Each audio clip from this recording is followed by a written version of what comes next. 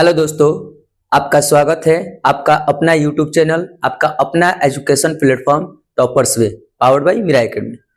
तो पिछले वीडियो में हमने क्रिस्टलीय ठोस का वर्गीकरण तक जाना था। उसमें भी हम आपको बताए थे कि आयनिक क्रिस्टलीय ठोस किसे कहते हैं और सहसंयोजक क्रिस्टलीय ठोस किसे कहते हैं। आज के क्लास में हम लोग जानते हैं कि धात्विक क्रिस्टलीय ठोस किसे कहा जाता है। ठीक है, और इस प्लेटफॉर्म पे आप शुरू से अंत तक लगे रहिए। आपको सफलता दिलाने का काम हम लोगों का है। ठीक है ना, आप मेहनत करते जाइए, हम लोग भी आपके साथ मेहनत करेंगे और दोनों एक दूसरे का पूरक बने रहने के साथ साथ हम लोग एक दूसरे का जो है मंजिल जो है हासिल कर लेंगे। ठीक है, तो शुरू से अंत तक आप वीडियो को देखिए, बिना स्किप किए हुए शुरू से अंत तक आप देखते रहिए। हम सबसे पहले जानते हैं धात्विक क्रिस्टलीय ठोस के बारे में। तो करें कि वैसे ठोस जिसमें धात्विक परमाणु धात्विक आबंध के द्वारा या धात्विक बंधन के द्वारा आपस में एक दूसरे के साथ जुड़ा हुआ रहता है। ठीक है ना, मतलब धात्विक बंधन के द्वारा जो धात्विक उनका बॉन्ड, मेटालिक जो बॉन्ड होता है, उस मेटालिक बॉन्ड के साथ अगर उनका परमाणु जुड़ा हुआ है तो आपका धात्विक क्रिस्टलीय ठोस कहलाता है या धात्विक ठोस कहलाता है। एग्जाम्पल के तहत अगर हम जानते हैं तो आप इसका अच्छा उदाहरण देख सकते हैं कि इसका अच्छा उदाहरण जो है कॉपर। कॉपर को हम लोग बोलते हैं तांबा। Ag का मतलब होता है चांदी, Au का मतलब होता है सोना, Na का मतलब होता है सोडियम, Fe का मतलब लोहा, K का मतलब पोटेशियम, Al का मतलब एल्युमिनियम।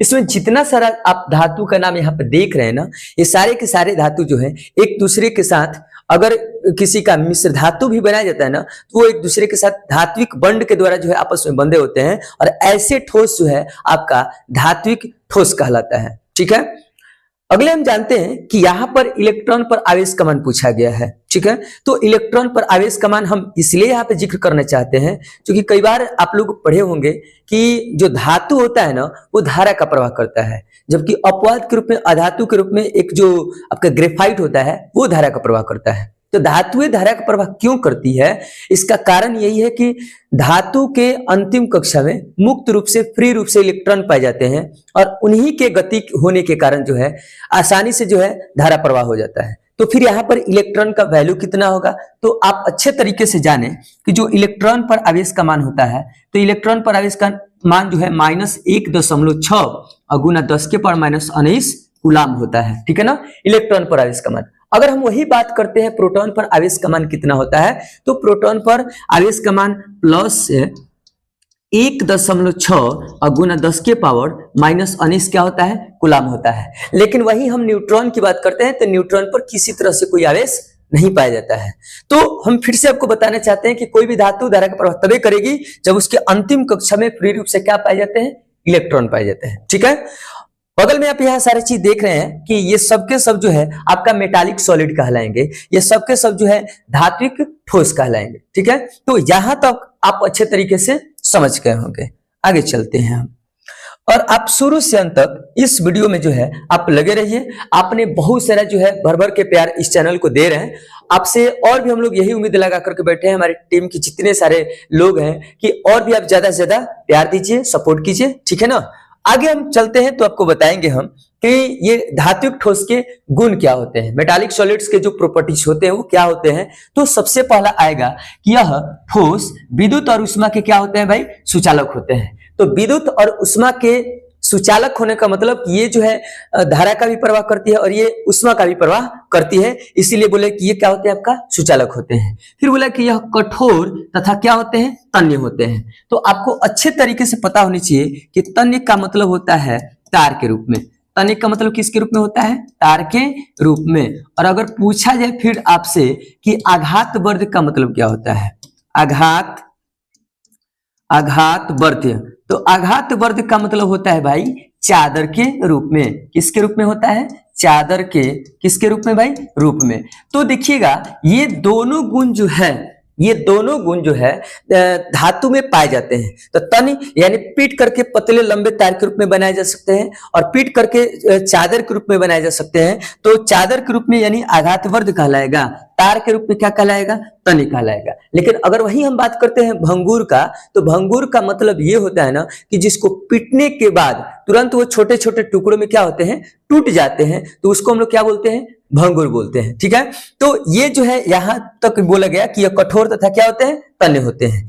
तीसरा कार्य कि इनके घनत्व जो है क्या होते हैं, अधिक होते हैं। जो भी मेटालिक सॉलिड होते हैं, जो धात्विक ठोस होते हैं, उनके घनत्व डेंसिटी जो होता है ना, वो क्या होते हैं भाई, अधिक होते हैं। ठीक है, आगे बढ़े हम, और आप शुरू से अंत तक जो है बढ़िया से जो है वीडियो को देखते रहिए, चैनल को ज्यादा से ज्यादा आप सपोर्ट करते रहिए।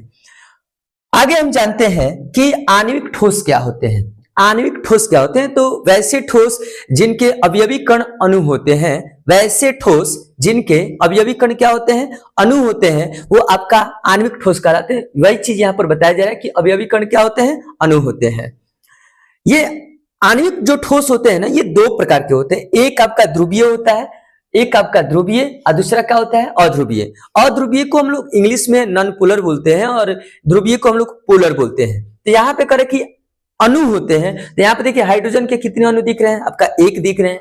क्लोरीन के कितने अणु दिख रहे हैं, 2 दिख रहे हैं। आयोडीन के कितने दिख रहे हैं, 2 दिख रहे हैं। लेकिन यहाँ पर अगर देखा जाए तो हाइड्रोजन के 1, क्लोरीन के 1, सल्फर के 1, ऑक्सीजन के 2 और नाइट्रोजन के 1, हाइड्रोजन के कितना, 3 बन रहे हैं। तो ये जो है आपका कहा जाए कि जिनके अवयवी कण अणु होते हैं, आणविक ठोस कहलाते हैं। ये कितने प्रकार के होते हैं, तो ये 2 प्रकार के होते हैं। एक आपका ध्रुवीय और एक आपका क्या होता है, अध्रुवीय होता है। ठीक है, तो पूरी तरीके से सारी चीजों को आपको समझते हुए चलना है। ठीक है ना, चलिए आगे बढ़ते हैं हम। और यहाँ पे आप देखिएगा, जैसे यहाँ पर कह रहे कि शुगर, तो शुगर का जो फॉर्मूला होता है C12H22O11। इसमें दिखाया जा रहा है कि कार्बन के 12 अणु है, हाइड्रोजन के 22 है, ऑक्सीजन के 11 है। यहाँ पे कह रहे कि अमोनिया, तो अमोनिया में देखिए नाइट्रोजन के 1 अणु और हाइड्रोजन के कितने अणु है, 3 अणु है।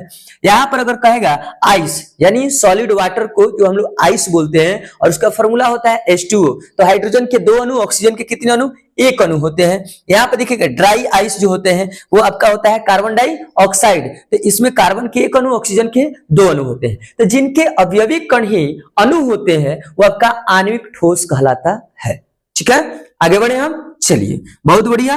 और आप जो है ऐसे ही लगे रहें, वीडियो को जो है अच्छा से अच्छा जो है आप सपोर्ट करते रहें। आगे चलते हैं, आगे हम ये जानेंगे कि क्रिस्टल जालक क्या होता है। ठीक है, क्रिस्टल जालक। और हम आपको एक और चीज बताएं कि क्रिस्टलीय ठोस का जो वर्गीकरण हुआ था, तो वो चारों के चारों हम लोग पढ़ चुके हैं। ठीक है, अब हम थोड़ा स्टेप बदल दिए, और स्टेप बदलने के बाद हमको मिला कि जालक, क्रिस्टल जालक किसे कहा जाता है। ठीक है ना, तो कह रहे कि जालक बिंदुओं की, ठीक है ना, जालक बिंदुओं की नियमित और त्रिविमीय व्यवस्था को, नियमित का मतलब होता है रेगुलर, और त्रिविमीय का मतलब होता है जिसमें 3D, 3 गो बीमा होता है। 3 बीमा होने का मतलब कि लंबाई भी रहे, चौड़ाई भी रहे और ऊंचाई भी रहे।